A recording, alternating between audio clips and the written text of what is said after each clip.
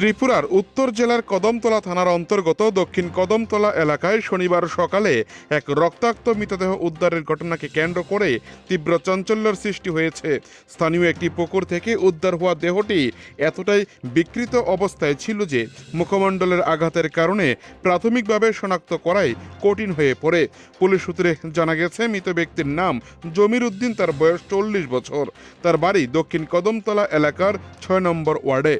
সকালে স্থানীয় গ্রাম পঞ্চায়েতের 7 নম্বর ওয়ার্ডের বাসিন্দারা রাস্তার পাশের পুকুরে একটি দেহ ভাসতে দেখে সঙ্গে সঙ্গে পুলিশে খবর দেন। ঘটনাস্থলে পৌঁছে কদমতলা থানার পুলিশ দেহটি উদ্ধার করে ময়না তদন্তের জন্য পাঠায়। ঘটনাস্থল ঘিরে চাঞ্চল্য আরও বাড়ে যখন দেখা যায় পুকুরের পাশের রাস্তা জুড়ে ছড়িয়ে রয়েছে রক্তের দাগ। স্থানীয়দের অনুমান, অন্য কোথাও খুন করে দেহটি পুকুরে ফেলে দেওয়া হয়েছে।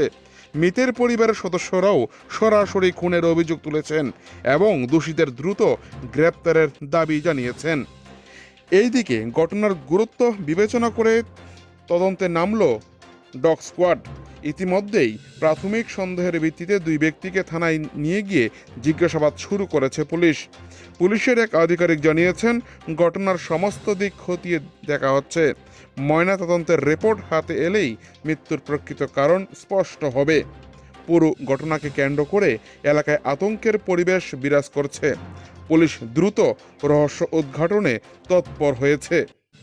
চুরাইবাড়ি থেকে নিজস্ব প্রতিনিধির রিপোর্ট, টিভি 100 বাংলা। রাত্রে তোমার রাত্রের দিকে বাড়িতে প্রতিদিন বাড়িতে রাত্রের দিকে মাছ মারার লাগে বেরিয়ে যাইছে বাড়ির থেকে। 9টার দিকে বেরিয়ে গেছেন খাইয়া হইয়া। পরে 12টার দিকে ওই বাড়ি আইসো না ইলের বাড়ি ওখান থেকে রাত্রে তারা সবাই তোমার ফোন করা হয়েছে 1টার দিকে, তারা হচ্ছে বাইরে যাই গেছে।